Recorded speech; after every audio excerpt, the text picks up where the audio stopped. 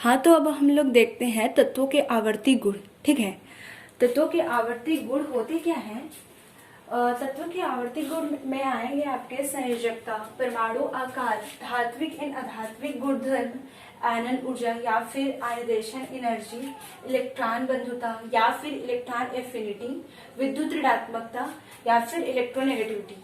ठीक है, तो तत्वों के आवर्ती गुण होते क्या हैं? देखो, तत्वों को परमाणु क्रमांक के बढ़ते हुए क्रम पर रखते हैं ना, तो एक निश्चित अंतराल के बाद समान गुण वाले तत्व हमें मिलते हैं। ये क्या कहलाएंगे? उनके आवर्ती या फिर उनकी आवर्तिता।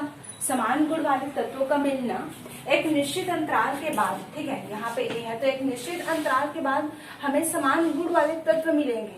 ठीक है, जिसको हम लोग क्या करते हैं, अलग अलग समूह में बांटते हैं, है ना। अगर यहाँ पे ए है तो एक निश्चित अंतराल के बाद ए जैसे ही गुण वाले कोई तत्व मिल रहा है, मान लेते हैं बी मिल रहा है, जिसके गुण ए से मिल रहे हैं, तो हम लोग क्या करेंगे, बी को उससे वहां से उठा करके कहाँ पे ले आएंगे, इस ए के नीचे में ले आएंगे। क्यों? क्योंकि हमें अलग अलग समूह बनाना है। क्यों समूह बनाना है? अगर अलग अलग समूह बनेगा तभी तो उस समूह में जितने तत्व हैं उन तत्व के गुण में समानता होगी, और उस समूह में एक तत्व के बारे में पढ़ेंगे तो उस समूह में जितने भी तत्व होंगे उनके बारे में हमें जानकारी मिल जाएगी। ठीक है, तो तत्वों के आवर्ती गुण क्या है? तत्वों को उनके बढ़ते हुए परमाणु क्रमांक पे रखते हैं तो उनके गुणों में कुछ परिवर्तन दिखाई देते हैं, या फिर एक निश्चित अंतराल के बाद समान गुण वाले तत्व हमें मिलते जाते हैं। ठीक है, तो यहाँ पे पहला है आपका संयोजकता। ठीक है, अब देख रहे हैं कि संयोजकता होता क्या है। संयोजकता क्या होता है? कोई भी तत्व अपना अष्टक पूरा करने के लिए, ठीक है, कोई भी तत्व अपना अष्टक पूरा करने के लिए या तो इलेक्ट्रॉन देता है, या तो इलेक्ट्रॉन ग्रहण करता है, या फिर इलेक्ट्रॉन की साझेदारी करते हैं। इसको हम लोग पढ़े थे। ये क्या कहलाती है? संयोजकता, या फिर यूं कहे वैलेंसी। ठीक है, कोई भी तत्व अपना अष्टक पूरा करने के लिए इलेक्ट्रॉन देता है, या फिर इलेक्ट्रॉन लेता है, या फिर क्या करता है, साझा करता है, तो ये क्या कहलाएगी? उस तत्व की संयोजकता। जैसे कि सोडियम, जिसका परमाणु क्रमांक होता है आपका 11, 2, 8 और क्या होता है 1। तो यहाँ पे सोडियम जो है अपना एक इलेक्ट्रॉन क्या करेगा, आसानी से दे सकता है, तो सोडियम की संयोजकता क्या हो गई यहाँ पे 1। सोडियम की संयोजकता क्या हो गई 1। सिलिकॉन, जिसका परमाणु क्रमांक होता है 14, ठीक है, सिलिकॉन क्या हो जाएगा 2, 8 और 4। यहाँ पे सिलिकॉन जो है इलेक्ट्रॉन दे भी सकता है और ले भी सकता है ना। इसके बारे में हाँ, ये किसी दूसरे में आ जाएगा, आपका उपधातु बोलते हैं, उसमें इसको देखेंगे। ठीक है, कुछ दूसरा देखते हैं, सल्फर का देखते हैं। सल्फर का परमाणु क्रमांक कितना होता है 16, 2, 8 और क्या हो जाएगा 6। तो यहाँ पे सल्फर क्या करेगा, इलेक्ट्रॉन देगा कि लेगा? इसको 8 करना है ना, क्योंकि ऑक्टेट पूरा करना है इसको, तो इसको 8 बनाना है, तो या तो ये इलेक्ट्रॉन को दे सकता है या फिर ले सकता है। यहाँ पे अगर मेरी माने तो यहाँ पे 2 इलेक्ट्रॉन वो लेगा, क्योंकि वो तो ज्यादा सुटेबल होगा, इसकी अपेक्षा वो इलेक्ट्रॉन को दे, है ना। तो यहाँ पे क्या करेगा, ये 2 इलेक्ट्रॉन क्या करेगा, ग्रहण करेगा। यहाँ पे सल्फर 2 इलेक्ट्रॉन ग्रहण कर रहा है, तो इसकी संयोजकता क्या हो जाएगी, 2 हो जाएगी, है ना। यहाँ पे इलेक्ट्रॉन को ले रहा है तो इसकी संयोजकता क्या हो जाएगी, 2 हो जाएगी। तो यहाँ पे देखिए कि कोई तत्व अपना अष्टक पूरा करने के लिए इलेक्ट्रॉन देता है या फिर इलेक्ट्रॉन लेता है। यहाँ पे सल्फर 2 इलेक्ट्रॉन क्या कर रहा है, ले रहा है। यहाँ पे ये 1 इलेक्ट्रॉन क्या कर रहा है, दे रहा है ना।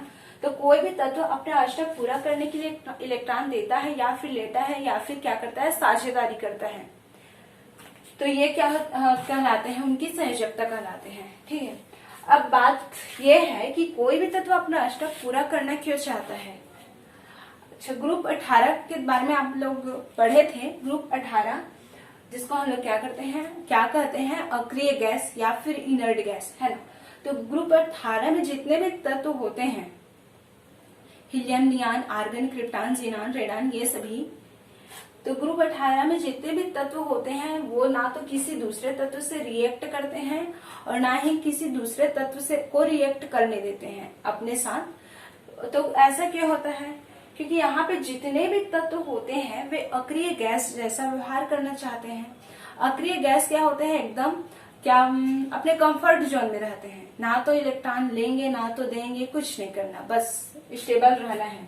तो ये क्या करते हैं, हम भी जल्दी जल्दी इलेक्ट्रॉन ग्रहण करके या फिर इलेक्ट्रॉन की साझेदारी करके क्या कर लें, अक्रिय गैस जैसा व्यवहार करें, मतलब एकदम क्या हो जाए, इनर्ट हो जाए, हल्के हो जाए, ना तो हमें इलेक्ट्रॉन देना पड़े ना ही लेना पड़े। ठीक है, तो ये अक्रिय गैस जैसा व्यवहार करने की कोशिश करते हैं ताकि वे भी अपने कंफर्ट जोन में आ सकें। ठीक है, इसी कारण ये क्या करते हैं, वैलेंसी दर्शाते हैं, अलग अलग संयोजकता दर्शाते हैं। ठीक है, तो संयोजकता समझ में आ गया। अब देखते हैं परमाणु आकार। ठीक है, एटॉमिक साइज। एटॉमिक साइज क्या होता है, अच्छा आप लोग सोना देखे हो, हाँ देखिए होगे सोना। यहाँ पे देख रहे हैं एक लोहा है, ठीक है, ये लोहा है और ये क्या है आपका सोना, ये क्या है लोहा। अब हम लोग देख रहे हैं परमाणु साइज को ना, और ये क्या है सोना। तो यहाँ पे लोहे का एलिमेंट है, तत्व ही तो है ना, सोना भी एक एलिमेंट है, वो भी तत्व है। तो यहाँ पे क्या होंगे, इसके छोटे छोटे परमाणु होंगे, है ना, लोहे के अंदर में उसके छोटे छोटे परमाणु होंगे, सोना में भी छोटे छोटे परमाणु होंगे। लेकिन क्या लोहा के परमाणु और यहाँ पे सोना के परमाणु समान आकार के होंगे? लोहा के परमाणु और सोना के परमाणु क्या समान आकार में होंगे? यहाँ पे साइज को मत देखो, वो तो मैं अपने मन से वो की हूँ। बाकी यहाँ पे ना तो लोहा के साइज और सोना के साइज जो है इक्वल तो होंगे नहीं। ऐसा तो नहीं है कि सभी जितने भी तत्व हैं उनके परमाणु क्या होंगे, समान होंगे, ऐसा नहीं है। हाँ, ये कहेंगे कि यहाँ पे लोहा में जितने भी परमाणु हैं वे आपस में समान हो सकते हैं। बहुत से परमाणु होंगे तो वहां पे लोहा में जितने भी परमाणु हैं वे क्या होंगे, समान हो सकते हैं। लेकिन हम लोग ये नहीं कह सकते कि लोहा का जो परमाणु है और जो सोना का परमाणु है इन दोनों के साइज क्या है, बराबर है, ऐसा हम लोग नहीं कह सकते। किसी भी तत्व के परमाणु का साइज, किसी भी तत्व के परमाणु का साइज आपस में बराबर होता है, समान हो सकता है। समस्थानिक की केस में अलग होता है। किसी भी तत्व के परमाणु जो है आपस में समान मतलब परमाणु का साइज आपस में समान हो सकता है, लेकिन हम लोग ये नहीं कह सकते किसी दूसरे तत्व के परमाणु के साइज से वो क्या होंगे, बराबर होंगे, ऐसा नहीं कह सकते। यहाँ पे लोहे के परमाणु का साइज सोने के परमाणु के साइज से बराबर होगा, ऐसा तो नहीं कह सकते ना, ऐसा होता ही नहीं है। क्योंकि तो यहाँ पे देख रहे हैं हम लोग परमाणु आकार। परमाणु आकार होता क्या है, किसी भी परमाणु का साइज, जैसे कि हम लोग परमाणु का आकार कैसे निकालेंगे, परमाणु का साइज कैसे पता करेंगे, वो तो गोल होता है। तो क्या करते हैं हम लोग, उसका रेडियस निकालते हैं, रेडियस मतलब त्रिज्या, और उसी को देखते हुए उसका परमाणु का साइज बताते हैं। ठीक है, तो यहाँ पे परमाणु साइज होता क्या है या फिर रेडियस क्या होता है, किसी भी परमाणु के नाभिक से बाह्यतम कक्ष की दूरी उसकी परमाणु त्रिज्या कहलाती है। तो परमाणु त्रिज्या को ही देखकर हम लोग परमाणु का आकार निकालते हैं। ठीक है, किसी भी तत्व के नाभिक और उसके बाह्यतम कक्ष की दूरी उसकी क्या कहलाती है, परमाणु त्रिज्या कहलाती है ना। तो ये परमाणु त्रिज्या क्या है, उसका परमाणु का आकार को बताता है। ठीक है, नाभिक और बाह्यतम कक्ष के बीच की दूरी उसकी परमाणु त्रिज्या को क्या करती है, बताती है। और परमाणु त्रिज्या किसको बताती है, परमाणु के साइज को। अच्छा, तो हमने देखा कि परमाणु आकार होता क्या है। ठीक है, परमाणु आकार होता क्या है, परमाणु आकार हम लोग परमाणु त्रिज्या को देख के निकालते हैं, है ना। परमाणु त्रिज्या को देखकर हम लोग परमाणु का आकार निकालते हैं कि नाभिक और उस परमाणु के नाभिक और बाह्यतम कक्ष की दूरी उसकी परमाणु त्रिज्या कहलाएगी। और इसी परमाणु त्रिज्या को देखकर हम लोग परमाणु का साइज बताते हैं। ठीक है, ये समझ में आ गया। नाभिक और बाह्यतम कक्ष की दूरी हमारी क्या है, परमाणु त्रिज्या को बताती है। और इसके बारे में और अच्छे से पढ़ेंगे। और यही परमाणु त्रिज्या परमाणु आकार को बताती है। बुक में 57 पेज में देखना, मतलब 57 पेज में देखना है। क्वेश्चन दिया है आपका, सारणी 5 में समूह 17 के तत्वों को दिया गया है और उनका परमाणु त्रिज्या दिया गया है। ठीक है, अब परमाणु त्रिज्या के बढ़ते हुए क्रम पे आपको रखना है। तो बढ़ते हुए क्रम पे रखना आता है ना, सबसे पहले क्या आ जाएगा, सबसे छोटा कौन सा है, फ्लोरीन। देखो इससे भी छोटा है क्या, नहीं है। सबसे छोटा कौन सा है आपका, फ्लोरीन, जिसका परमाणु त्रिज्या कितना है, 64 है, ठीक है। उसके बाद क्या है आपका, ये है, क्या है, क्लोरीन, जिसका परमाणु त्रिज्या कितना है, 99 है। उसके बाद क्या है आपका, ये है आयोडीन, जिसका परमाणु त्रिज्या कितना है, 133। उसके बाद क्या है आपका, ब्रोमीन। ये ब्रोमीन है, और एंटेस्टाइन का साइज क्या होता है, मतलब परमाणु त्रिज्या क्या है, सेम है, लेकिन आता कौन सा है आपका यहाँ पे, ब्रोमीन, जिसका परमाणु त्रिज्या कितना है, 144, ठीक है। उसके बाद क्या है, एटी, जिसका परमाणु त्रिज्या कितना है, 144, ठीक है। परमाणु त्रिज्या के बढ़ते ही क्रम पे हो गया ना, ये छोटा है, उसके बाद ये बड़ा, उसके बाद ये यहाँ पे सेम है, लेकिन ब्रोमीन के बाद एंटेस्टाइन ही आता है, ठीक है। तो परमाणु त्रिज्या समझ में आ गया। अब ये देखते हैं कि परमाणु त्रिज्या जो है समूह में जाने पर और आवर्त में जाने पर क्या होता है, ठीक है। अगर हम लोग समूह में जाएं, समूह मतलब ऊपर से नीचे, किसी भी समूह में हम लोग ऊपर से नीचे जब जाते हैं, ठीक है, किसी भी समूह में ऊपर से नीचे हम लोग जब जाते हैं तो क्या होता है, परमाणु का आकार बढ़ने लगता है, ठीक है। किसी भी समूह में हम लोग जब ऊपर से नीचे जाते हैं तो परमाणु का आकार क्या होता है, परमाणु का जो साइज है वो क्या होता है, बढ़ने लगता है। तो ऐसा क्यों होता है उसको देखते हैं, ठीक है। समूह में जाने पर, ठीक है, समूह में जाने पर क्या होता है, परमाणु का साइज समूह में ऊपर से नीचे आने पर या फिर जाने पर, समूह में ऊपर से नीचे जाने पर परमाणु का साइज क्या होता है, बढ़ता जाता है। इसको याद रखना, ठीक है। तो जैसे कि पहले समूह के बारे में देख रहे हैं, हाइड्रोजन, लिथियम, सोडियम, पोटेशियम, ठीक है। अगर इसके इलेक्ट्रॉनिक विन्यास देखोगे तो क्या हो जाएगा, 1s1। लिथियम का देखेंगे तो 1s2, 2s1। सोडियम का देखेंगे तो क्या हो जाएगा आपका, 1s2, 2s2 और 1s2, 2s2, 2p। अच्छा साइज कम है, यहाँ पे देखते हैं, इसमें बता रही हूँ।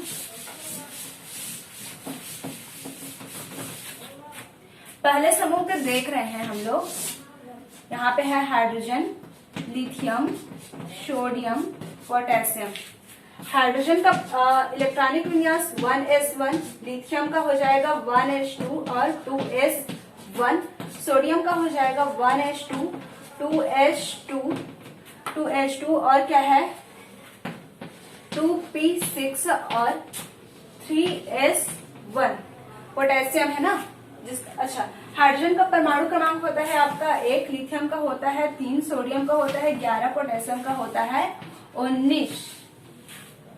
तो सोडियम साइज हो गया क्या, ये है आपका, और ये है पोटेशियम। पोटेशियम का 1s2, 2s2 के बाद 1s2, 2s2, 2p6, 3s2 और 6 4 10 हो गया, 10 और 2 12, 1s2, 2s2, 2p6, 3s2, 3p6 और 4। इसके बाद आएगा आपका 4s1, 6 4 10, 10 2 12, 12 6 18 और 1 19, ठीक है। तो यहाँ पे देखो, ये पहला समूह है। किसी भी समूह में हम लोग जब ऊपर से नीचे आते हैं तो परमाणु का साइज क्या होता है, बढ़ता जाता है। यहाँ पे कितना कोष है, 1 है। लिथियम में देखो कितना है, 1 है, उसके बाद क्या है, 2 भी है, छोटा है, उसके बाद एक बड़ा है। सोडियम में देखो आप लोग, सोडियम में देखो कितना है, 1 है, पहला कोष, दूसरा कोष और ये तीसरा कोष, 3 है, 3 गोला आ जाएगा यहाँ पे। उसके बाद पोटेशियम को मैं यहाँ पे बना रही हूँ। पोटेशियम में क्या है, पहला है और ये वाला दूसरा है, उसके बाद तीसरा, उसके बाद चौथा, है ना। पहला है, दूसरा है, तीसरा है, उसके बाद और क्या है, चौथा है। तो यहाँ पे देखो आप लोग, जैसे जैसे हम लोग ऊपर से नीचे जाते हैं तो कोष क्या हो रहे हैं, बढ़ रहे हैं। यहाँ पे एक ही कोष है, लेकिन जैसे हाइड्रोजन के बाद लिथियम में जाते हैं तो कोष क्या हो जाता है, 2 कोष हो जाते हैं। उसी तरह सोडियम में जाते हैं तो कितने कोष, 1, 2 और 3 कोष हो जाते हैं। और पोटेशियम में जाते हैं तो 4 कोष हो जाते हैं। यहाँ पे देखो हाइड्रोजन में पहला में कितना इलेक्ट्रॉन है, 1 इलेक्ट्रॉन है। लिथियम में हम लोग जाते हैं तो पहला में 2 इलेक्ट्रॉन और दूसरा कोष में कितने इलेक्ट्रॉन, 1 इलेक्ट्रॉन। ठीक है। जब हम लोग सोडियम में जाते हैं तो पहला कोष में कितने इलेक्ट्रॉन है, 2 इलेक्ट्रॉन है। दूसरा कोष में दूसरा कोष में देखो 2 और ये दूसरा कोष है ना, ये भी 2 है, ये भी 2 है, तो क्या हो जाएगा, 6 और 2 8। दूसरा कोष में कितने इलेक्ट्रॉन है, 8। उसके बाद तीसरा कोष में कितने इलेक्ट्रॉन है, ये 1। ठीक। अगर उसी तरह पोटेशियम में जाते हैं तो पहला कोष में कितने इलेक्ट्रॉन है, 2। पहला कोष में कितने इलेक्ट्रॉन, 2। पहला कोष में हमेशा 2 इलेक्ट्रॉन होंगे। उसके बाद दूसरा में देखो ये दूसरा कोष है और ये भी दूसरा कोष है। देखो सामने में 2 है ना, तो ये दूसरा कोष है। इसमें टोटल कितने इलेक्ट्रॉन, 6 और 2 8 इलेक्ट्रॉन है। यहाँ पे देखो 8। उसके बाद क्या है, तीसरा कोष में देखो ये है तीसरा और ये वाला भी है तीसरा। इसमें कितने इलेक्ट्रॉन है, 6 और 2 8। ठीक है। तो यहाँ पे क्या आ जाएगा आपका 8। और उसके बाद चौथा कोष में देखो कितना इलेक्ट्रॉन है, 1। आवर्त बढ़ रहे हैं, कोष बढ़ रहे हैं, लेकिन वर्ग कौन सा है, 1। पहला वर्ग, पहला वर्ग, पहला वर्ग और पहला वर्ग। और आवर्त, पहला आवर्त, दूसरा आवर्त, तीसरा आवर्त और चौथा आवर्त। समझ में आ रहा है। ऊपर से नीचे आते हैं तो कोष क्या होते जाते हैं, बढ़ते जाते हैं। तो परमाणु का साइज भी क्या होता है, बढ़ता जाता है। ठीक है। उसी तरह हम लोग देखें कि अच्छा यहाँ पे ये पता चलता है कि किसी भी समूह में ऊपर से नीचे आते हैं तो परमाणु का साइज क्या होता जाता है, बढ़ता जाता है। अब इसका उत्तर ये है कि परमाणु का साइज क्यों बढ़ रहा है, क्योंकि कोष भी क्या होते हैं, बढ़ते जाते हैं। ठीक है। अब हम लोग ये देखते हैं कि किसी भी आवर्त में बाएं से दाएं जाने पर परमाणु का साइज क्या होता है। ये तो पता चल गया। अब देखते हैं आवर्त के बारे में। ठीक है। आवर्त में क्या होता है, अच्छा इसको मैं बता दे रही हूँ ना। किसी भी आवर्त में जब हम लोग बाएं से दाएं जाते हैं तो परमाणु का साइज क्या होता है। दूसरा आवर्त के बारे में देख रहे हैं, दूसरा आवर्त के बारे में। ठीक है। दूसरा आवर्त में क्या आता है, पहला में तो हाइड्रोजन वाला आता है, दूसरा में क्या आता है आपका लिथियम, लिथियम के बाद बेरिलियम, उसके बाद थोड़े टाइम के बाद आता है आपका यहाँ पे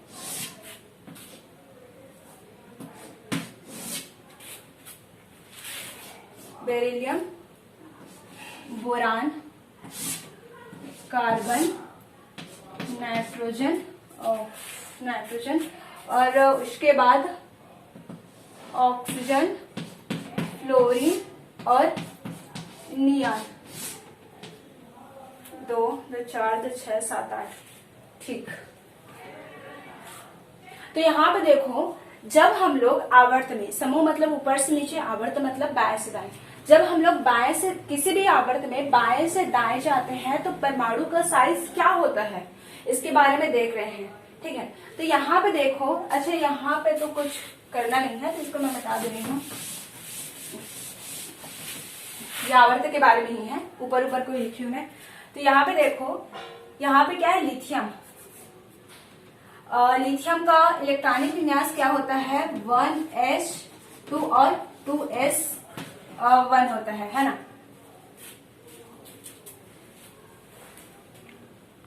तो यहाँ पे देखो किसी भी आवर्त में बाएं से दाएं जाते हैं। ठीक है। बाएं से दाएं जाते हैं तो परमाणु का आकार क्या होता है, कम होता जाता है। ठीक है। किसी भी आवर्त में बाएं से दाएं जाते हैं तो परमाणु का परमाणु का आकार क्या होता जाता है, कम होता जाता है। पर ऐसा क्यों? अगर लिथियम के बारे में देखेंगे तो यहाँ पे 1s2 और 2s1 आएगा। चलो उसको छोड़ो। यहाँ पे ये देखो कि लिथियम का परमाणु क्रमांक कितना होता है, 3 होता है ना। बेरिलियम का कितना होता है, 4 होता है। बोरान का कितना होता है, 5। कार्बन का कितना, 6। नाइट्रोजन का 7। ऑक्सीजन का 8। फ्लोरीन का 9 और नियान का होता है 10, है ना। तो यहाँ पे देखो किसी भी तत्व में या फिर किसी भी परमाणु में जितने प्रोटॉन होते हैं उतने इलेक्ट्रॉन होते हैं। यहाँ पे लिथियम का परमाणु क्रमांक 3 है, इसका मतलब क्या है कि उसमें प्रोटॉन की संख्या क्या है, 3 है। तो यहाँ पे लिथियम का हमने देखा इलेक्ट्रॉनिक विन्यास कितना होता है, 1s2 और 2s1 होता है इसका। और यहाँ पे बेरिलियम का कितना हो जाएगा, बेरिलियम का कितना हो जाएगा, सॉरी 1s2 और 2s2 हो जाएगा, है ना। उसी तरह यहाँ पे जो बोरान का क्या हो जाएगा, इलेक्ट्रॉनिक विन्यास, इसको ऐसे कर दे रहे हैं फिर पता चलेगा, 1s2 और 2s2 और 2p1 हो जाएगा किसका, बोरान का, ठीक है। उसके बाद क्या है आपका कार्बन, उसके बाद क्या है कार्बन, कार्बन का क्या हो जाएगा 1s2 2s2 और 2p2, है ना। लिथियम का परमाणु क्रमांक 3 होता है तो 1s2 2s1 हो जाएगा। बेरिलियम का परमाणु क्रमांक होता है 4 तो 1s2 2s2 हो जाएगा। बोरान का परमाणु क्रमांक होता है 5 तो 1s2 2s2 2p1 हो जाएगा। कार्बन का परमाणु क्रमांक होता है 6 तो 1s2 2s2 2p2 हो जाएगा। नाइट्रोजन का परमाणु क्रमांक कितना होता है 7 तो क्या हो जाएगा 1s2 2s2 2p3 हो जाएगा। ऑक्सीजन का परमाणु क्रमांक कितना होता है 8 तो 1s2 2s2 2p4 हो जाएगा। और फ्लोरीन का कितना होता है 9 तो 1s2 2s2 2p6 और सॉरी यहाँ पे 2p5 होगा, हाँ 1s2 2s2 2p5। और यहाँ पे क्या है नियान का एटॉमिक नंबर क्या है यहाँ पे 10 है तो इसका क्या हो जाएगा 1s2 2s2 2p6 हो जाएगा। तो मैं यहाँ तक लिखी हूँ ना। अब आगे देखते हैं यहाँ पे क्या है, आवर्त कौन सा है, दूसरा आवर्त के बारे में देख रहे हैं। तो यहाँ पे कितने कोष है, पहला कोष दूसरा कोष, 2 कोष है तो हम लोग यहाँ पे बना दे रहे हैं पहला कोष दूसरा कोष। यहाँ पे कितना कोष है, पहला कोष दूसरा 2 ही कोष है तो यहाँ पर भी थोड़ा बड़ा है तो यहाँ पर भी कितना कोष बना रहे हैं, यहाँ पर भी 2 कोष। यहाँ पर देखो यहाँ पर कितना कोष है, पहला कोष दूसरा कोष और दूसरा कोष, मतलब 2 ही कोष है ना।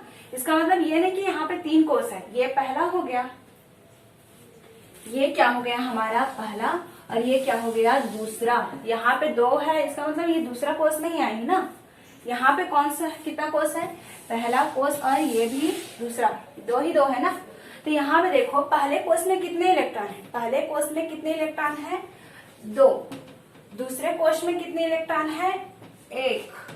प्रोटॉन की संख्या कितनी है, परमाणु क्रमांक 3 है इसका मतलब प्रोटॉन की संख्या भी कितनी है यहाँ पे 3। प्रोटॉन की संख्या कितनी 3। ये न्यूक्लियस है आपका, न्यूक्लियस है, ठीक है। बीच में अच्छा ये कोष है ये मत समझना, आप लोग समझ ही लोगे आई थिंक, इसको मिटा देती हूँ। बीच में होता है आपका न्यूक्लियस, ठीक है। तो पहला कोष दूसरा कोष न्यूक्लियस। प्रोटॉन की संख्या कितनी है 3 है, इलेक्ट्रॉन की संख्या भी कितनी हो जाएगी 3।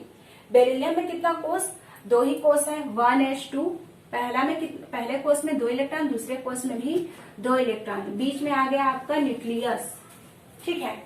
इसमें देखो इसमें पहले कोष में कितने इलेक्ट्रॉन है 2, बीच में क्या आता है न्यूक्लियस, इसमें भी बीच में न्यूक्लियस डाल दे रही है ना। न्यूक्लियस मतलब पॉजिटिव चार्ज, मतलब प्रोटॉन को बता रही है ना। पहले कोष में 2 इलेक्ट्रॉन दूसरे कोष में कितने इलेक्ट्रॉन है 2 और 1 3 इलेक्ट्रॉन। पहले कोष में तो 2 इलेक्ट्रॉन है, दूसरे कोष में 2 और 1 कितने इलेक्ट्रॉन है 3 इलेक्ट्रॉन है। इसमें भी पहले कोष में कितने इलेक्ट्रॉन है 2 इलेक्ट्रॉन है और दूसरा कोष में 2 और 2 4 इलेक्ट्रॉन है। इतना समझ में आ गया। तो यहाँ पे प्रोटॉन की संख्या कितनी है 3 है। कोष सभी में 2 ही है ना, कोष क्या है सभी में, यहाँ उधर भी क्या आएंगे 2 ही कोष आएंगे। तो यहाँ पे देखो यहाँ पे क्या होता है प्रोटॉन की संख्या 3 है, यहाँ पे प्रोटॉन की संख्या 3 है, यहाँ पे प्रोटॉन की संख्या 1 और बढ़ गई, मतलब इसका साइज थोड़ा और बढ़ जाएगा। यहाँ पे प्रोटॉन की संख्या कितनी हो गई 5 हो गई, इसका मतलब इसका साइज थोड़ा और बढ़ जाएगा, है ना। यहाँ पे प्रोटॉन की संख्या कितनी हो गई 4 हो गई, तो इसका मतलब थोड़ा साइज क्या हो जाएगा और बढ़ जाएगा। तो यहाँ पे देखो जैसे जैसे हम लोग बाएं से दाएं जाते हैं तो यहाँ पे नाभिक में जो चार्ज है, कौन सा, प्रोटॉन वाला प्लस चार्ज है, उसका साइज क्या हो रहा है, बढ़ रहा है। नाभिक में प्रोटॉन की संख्या क्या हो रही है, बाएं से दाएं जाते हैं तो नाभिक में प्रोटॉन की संख्या बढ़ती जाती है। जब नाभिक में प्रोटॉन की संख्या बढ़ती जाएगी तो नाभिक और बाह्यतम कक्ष की दूरी क्या होती जाएगी, कम होती जाएगी। नाभिक और बाह्यतम कक्ष की दूरी क्या होती जाएगी, कम होती जाएगी। बाएं से दाएं जाने पर नाभिक और बाह्यतम कक्ष की दूरी क्या होती है, कम होती जाती है। क्यों कम होती जाती है, क्योंकि नाभिक में प्रोटॉन की संख्या क्या होती है, बढ़ती जाती है। इस कारण जब हम लोग आवर्त में बाएं से दाएं जाते हैं तो परमाणु का साइज क्या होता है, कम होता जाता है। आई होप आप लोग को समझ में आया होगा। अगर नहीं आया होगा तो एक बार फिर से देखना है इसको, और बस इतना है। और यहाँ पे क्वेश्चन क्या था, आवर्त सारणी के बारे में पढ़े हैं हम लोग, उसके बारे में थोड़ा देख लेना। समूह कितने होते हैं, आवर्त कितने होते हैं, एस ब्लॉक कहाँ पे है, डी ब्लॉक कहाँ पे है, पी ब्लॉक कहाँ पे है और एफ ब्लॉक कहाँ पे है, और कितने से कितने समूह को क्या बोलते हैं, इन सब के बारे में देखना है कि एस ब्लॉक कितने से कितने समूह को बोलते हैं, पी ब्लॉक कितने से कितने समूह को बोलते हैं। और क्या पढ़े थे हम लोग, आधुनिक आवर्त सारणी की विशेषताएं पढ़े थे, उसको देखना है। मतलब क्वेश्चन है, लिखो आधुनिक आवर्त सारणी की विशेषताएं। और दूसरा क्वेश्चन है तत्वों के आवर्ती गुण में संयोजकता को बताना है, मतलब वैलेंसी, वैलेंसी क्या है, उसके उदाहरण। और यहाँ पे है आपका परमाणु आकार क्या है, उसके उदाहरण। अच्छा, परमाणु आकार में बाएं से दाएं जाने पर क्या होता है, मतलब आवर्त में जाने पर क्या होता है, उसको बताना है। यह है आवर्त में जाने पर क्या हुआ, आप लोग देखी हो। और समूह में जाने पर, मतलब वर्ग में ऊपर से नीचे जाने पर क्या होता है, उसको बताना है। अच्छे से लिखना है इसको और अच्छे से पढ़ लेना। और आज के लिए बस इतना ही, और हैप्पी रक्षाबंधन।